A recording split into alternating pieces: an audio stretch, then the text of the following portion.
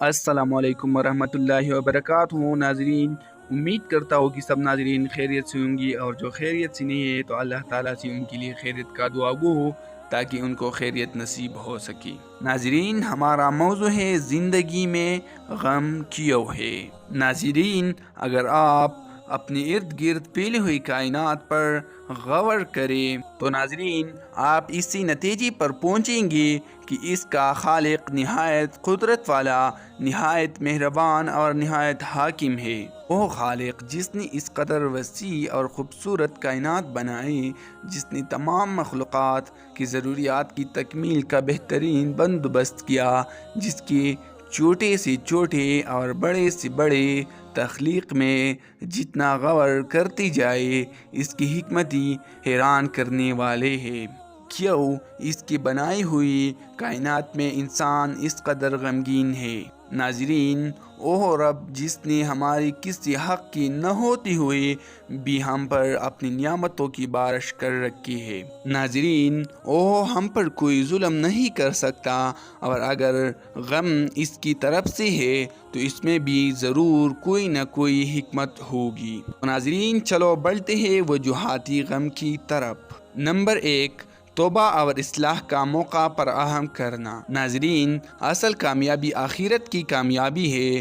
جب ہم اللہ تعالیٰ کی نافرمانی کی زندگی بسر کر رہے ہوتے ہیں تو ہم اپنی دنیا اور آخرت دونوں تباہ کر رہے ہوتے ہیں۔ ناظرین، جس طرح ایک مہربان استاد اپنے ماہانہ امتحان میں ناکام ہونے والے شاگرد کو ڈانٹتا اور سزا دیتا ہے تو اس کی وجہ دشمنی نہیں بلکہ محبت ہوتی ہے۔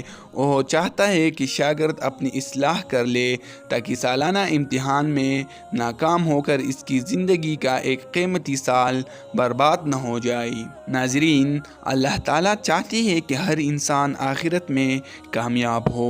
جب وہ ہمیں جہنمی راستوں پر چلتا دیکھتے ہیں تو وہ ہماری زندگی میں دکھ ہمیں ہماری اعمال کی طرف متوجہ کرنے کے لیے بھیجتے ہیں۔ ارشاد باری تعالیٰ ہے، جو مصیبت بھی تمہیں پہنچتی ہے وہ تمہاری اپنے ہاتھوں ہی کی کمائی سے پہنچتی ہے، اور اللہ تعالیٰ بہت سی قصوروں سے تو ویسی ہی درگزر کر جاتا ہے۔ سورۃ الشورى۔ ناظرین، اللہ تعالیٰ کی کتنی بڑی عنایت ہے کہ وہ یوں ہمیں گناہوں کی بخشش کے لیے توبہ کا موقع فراہم کرتا ہے۔ ناظرین، نمبر 2 پر آتا ہے گناہوں کا کفارہ اور تزکیہ قلوب۔ ناظرین، بعض اوقات اللہ تعالیٰ اپنی بندوں کی دلوں کی کمزوریوں کو دھونے کے لیے انہیں مشکلات میں ڈالتے ہیں، اور مومن کی ثابت قدمی پر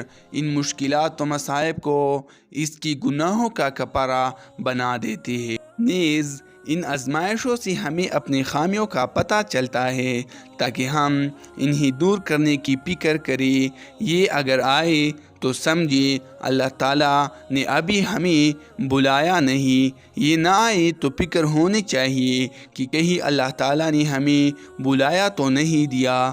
آپ صلی اللہ علیہ وآلہ وسلم نے فرمایا، مومن مرد و عورت کی جان، اولاد اور مال پر برابر آزمائشیں آتی رہتی ہے، اور ان سے اس کی گناہ دولتی رہتی ہے، یہاں تک کہ وہ اللہ کو اس حالات میں ملتا ہے کہ اس پر کوئی گناہ نہیں ہوتا۔ ترمذی شریف۔ نمبر 3، درجات کی بلندی۔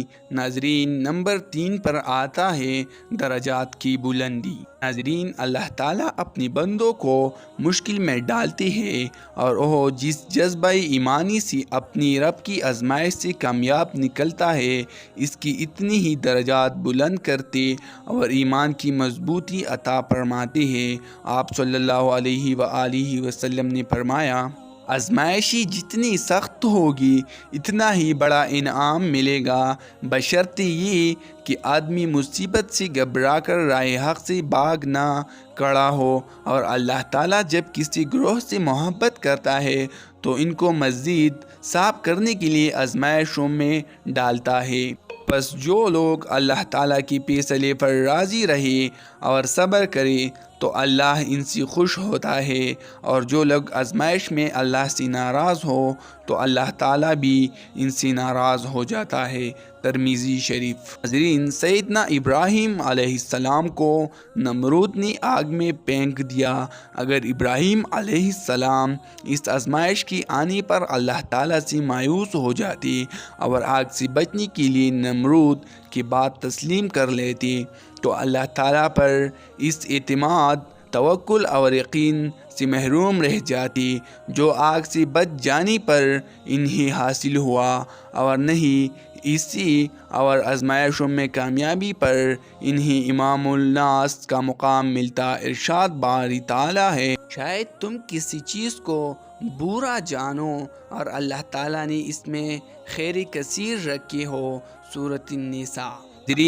حضرت یوسف علیہ السلام کے لیے بھائیوں، قافلے والوں اور زلیخا کی پیدا کردہ مشکلاتوں نے اعزاز مصر بنانے کا راستہ ہموار کیا۔ ناظرین، اللہ تعالیٰ خوشی اور غم کے ذریعے مومن کی تربیت کر کے اسے ایک صابر و شاکر، حوصلہ مند اور روحانی طور پر مضبوط انسان بنا دیتے ہیں۔ ناظرین، یوں اسی دنیا میں نفس مطمئنہ کی بادشاہی حاصل ہوتی ہے، اور پھر اس کا ثمرہ آخرت کی ابدی بادشاہی ہے۔ نمبر 4، آنے والی بڑی آفتوں سے نجات۔ ناظرین، 4 نمبر پر ہے آنے والی بڑی آفتوں سے نجات۔ ناظرین، قرآن مجید میں قصہ موسیٰ علیہ السلام و خضر علیہ السلام میں حضرت خضر علیہ السلام ایک غریب ملاح کی کشتی کا تختہ توڑ دیتے ہیں اور ایک لڑکی کو قتل کر دیتے ہیں۔ سیدنا موسیٰ علیہ السلام کو یہ کام خلاف عدل و حکمت معلوم ہوتے ہیں۔ بعد میں حضرت خضر علیہ السلام نے بتایا کہ قریب ہی ایک بادشاہ کشتیوں کو زبردستی لوگوں سے چھین رہا تھا۔ انہوں نے کشتی کو اسی لیے عیبدار کر دیا تاکہ بادشاہ اپنے مقصد کے لیے ناکارہ سمجھ کر اسے چھوڑ دے اور یہ غریب اپنی روزی کی اس واحد ذریعے سے محروم نہ ہو جائے۔ اور لڑکی نے بڑا ہو کر اپنے مومن والدین کا نافرمان بننا تھا۔ اللہ نے چاہا کہ اس کی جگہ ان کو نیک اولاد دے۔ نمبر 5۔ ناظرین، نمبر 5 پر آتا ہے اللہ تعالیٰ آزمائشوں میں مدد کرتے ہیں۔ ناظرین، اللہ تعالیٰ سورۃ البقرہ میں فرماتا ہے، اللہ تعالیٰ کسی پر اس کی طاقت سے زیادہ بوجھ نہیں ڈالتا۔ اگر بندہ آزمائش میں خود کامیاب ہونا چاہتا ہو اور وہ پوری ارادی اور ہمت کے ساتھ اس کا سامنا کر رہا ہو، اسی میں اگر وہ پھسلنے لگے تو اللہ تعالیٰ اپنی نصرت کے ساتھ اسے سنبھال لیتا ہے۔ حضرت موسیٰ علیہ السلام کی والدہ نے الہی اشارے پر اپنی بیٹی کو دریا کی موجوں کے حوالے کر دیا، لیکن آخر ماں تھی، ان کا دل صبر و قرار سے بالکل خالی ہو گیا۔ ارشاد باری تعالیٰ ہے، موسیٰ علیہ السلام کی والدہ کا دل بے قرار ہو گیا اور قریب تھا کہ وہ موسیٰ علیہ السلام کے راز کو ظاہر کر دیتی اگر ہم اس کی دل کو نہ سنبھال لیتے۔ سورۃ القصص۔ ناظرین، جتنی آزمائش سخت ہو اور بندہ جس قدر اللہ تعالیٰ کی خاطر بڑے سے بڑا نقصان اٹھانے پر تیار ہو، اللہ تعالیٰ کی مدد بھی اسی درجہ کی نمودار ہوتی ہے۔ حضرت ابراہیم علیہ السلام کی زندگی اس کا بہترین نمونہ ہے۔ تو ناظرین، آج کے لیے یہ کافی ہے۔ نیکسٹ ویڈیو کے لیے ہمارا یوٹیوب چینل سبسکرائب کریں، ویڈیو کو لائک کر کے دوستوں کے ساتھ شیئر کریں تاکہ آپ کے ذریعے ان کو بھی کچھ معلومات پہنچ سکے۔ بہت بہت شکریہ۔ خدا حافظ۔